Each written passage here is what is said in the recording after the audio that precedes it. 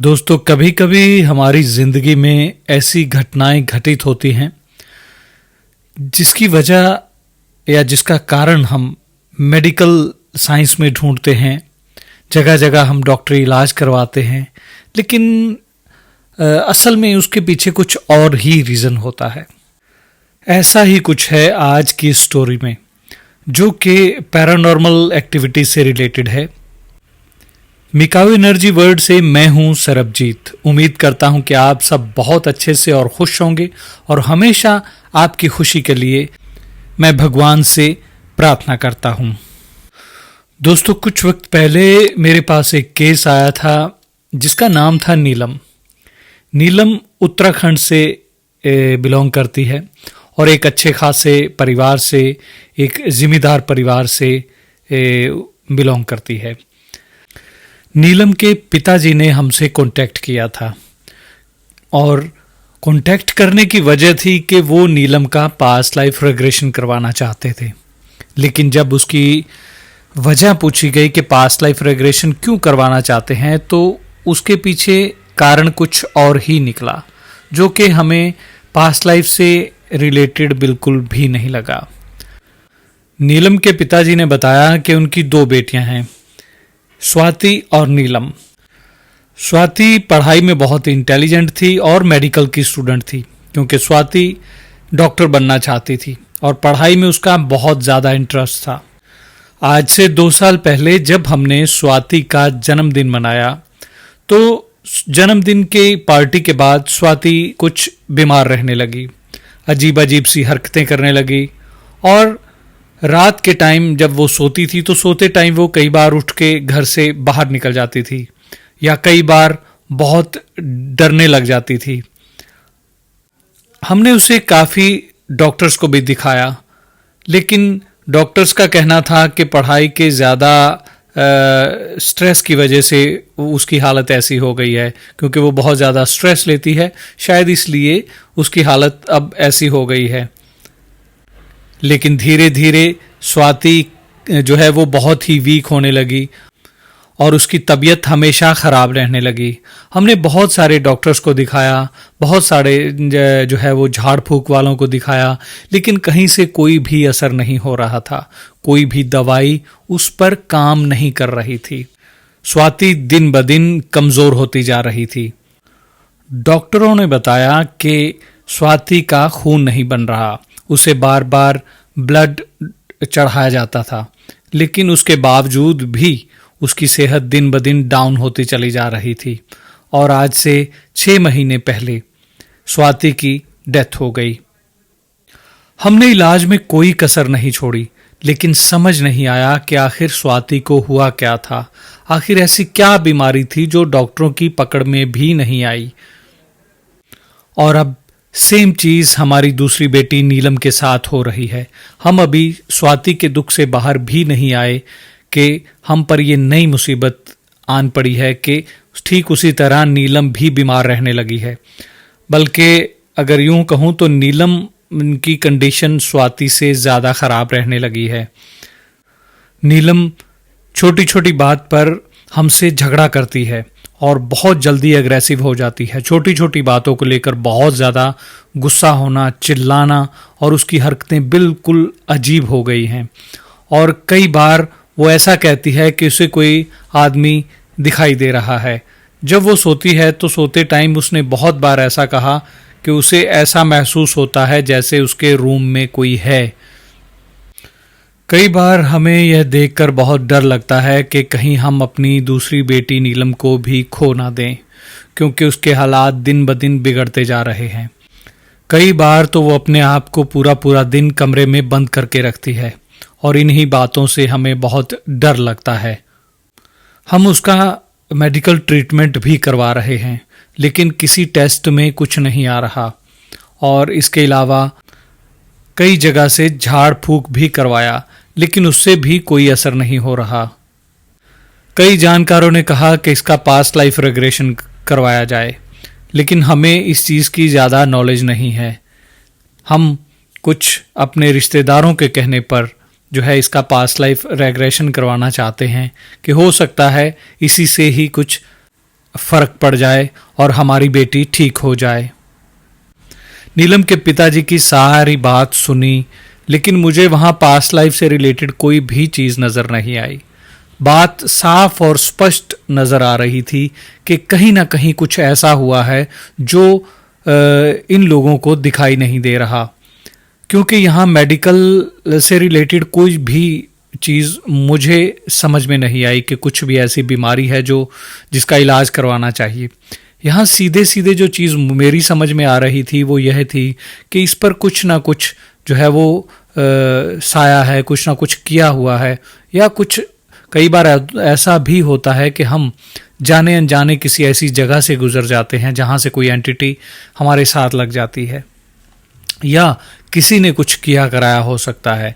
क्योंकि जैसे उन्होंने बताया कि उनकी बड़ी बेटी स्वाति की प्रॉब्लम जो है वो तब शुरू हुई जब उसके बर्थडे पार्टी उन्होंने की और उसके बाद ही वो बीमार रहने लग गई। और उन्होंने ये भी बताया कि उनकी बेटी बहुत इंटेलिजेंट थी और मेडिकल की स्टूडेंट थी, तो हो सकता है किसी ने कुछ कर दिया हो।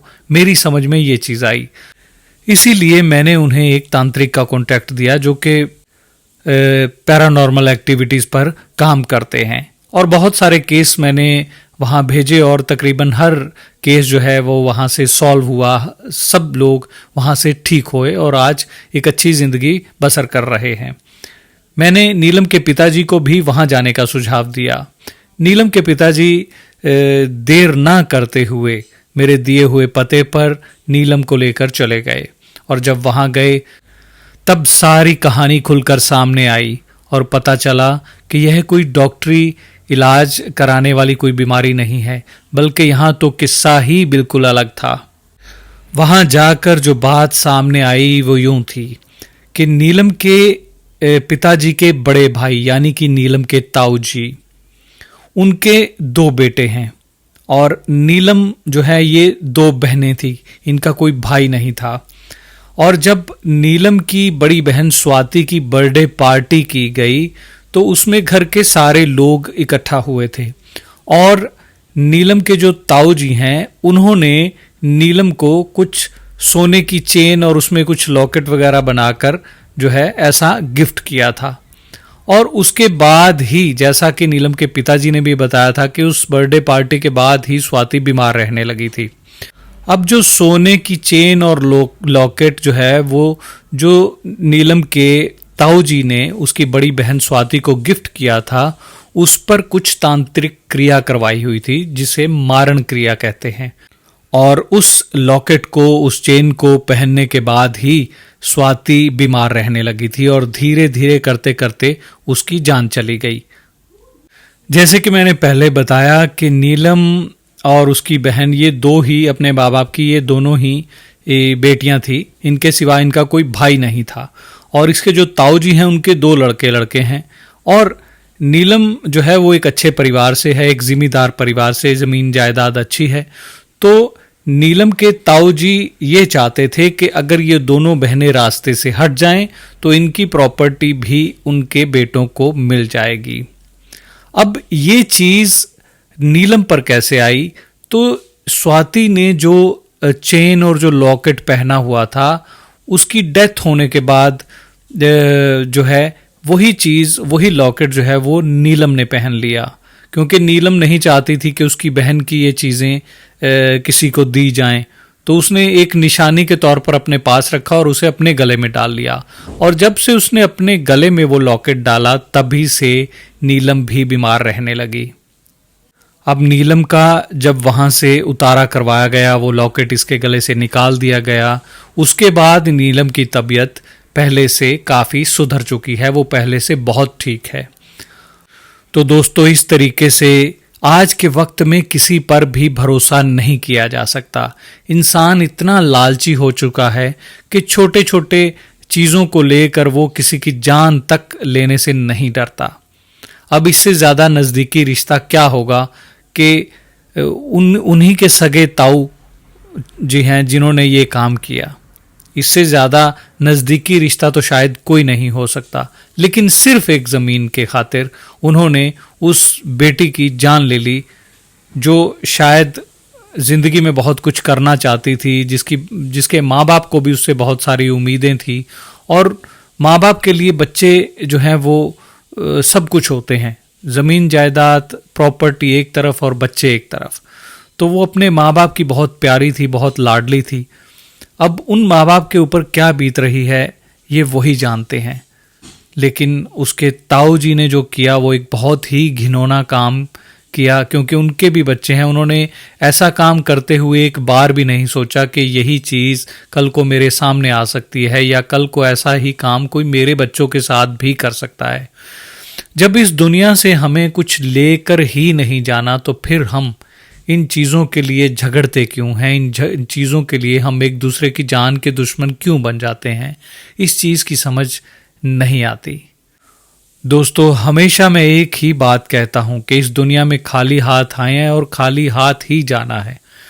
इसलिए जो भी कर्म करो वो अच्छा करो कि जाते वक्त ना तो मन में कोई पछतावा हो और ना ही वो कर्म लौट के आपके सामने आए। ऐसा ना हो कि आने वाले वक्त में, आने वाली ज़िंदगी में आपको फिर बहुत दुखी होना पड़े अपने ही किए हुए कर्मों की वजह से। उम्मीद करता हूँ कि आपको ये स्टोरी से कुछ सीख मिली होगी और आगे भी ऐसी ही स्टोरीज़ जो कि एक रियल स्टोरी होती है और रियल रेग्रेशन होते हैं वो मैं आपके साथ शेयर करता रहूँगा। अगर आपको आज का ये वीडियो अच्छा लगा तो मुझे कमेंट बॉक्स में कमेंट करके ज़रूर बताइए और किसी दोस्त, किसी रिश्तेदार के साथ इसे शेयर भी ज़रूर कीजिए। और अगर आपने अभी तक चैनल सब्सक्राइब नहीं किया तो इसे प्लीज़ सब्सक्राइब कीजिए ताकि हमारी हर आने वाली वीडियो आप तक पहले पहुंच सके। दोस्तों, जल्द ही मिलेंगे एक नए रेग्रेशन, एक नई वीडियो के साथ। तब तक के लिए खुश रहिए और खुशियां बांटिए। नमस्कार।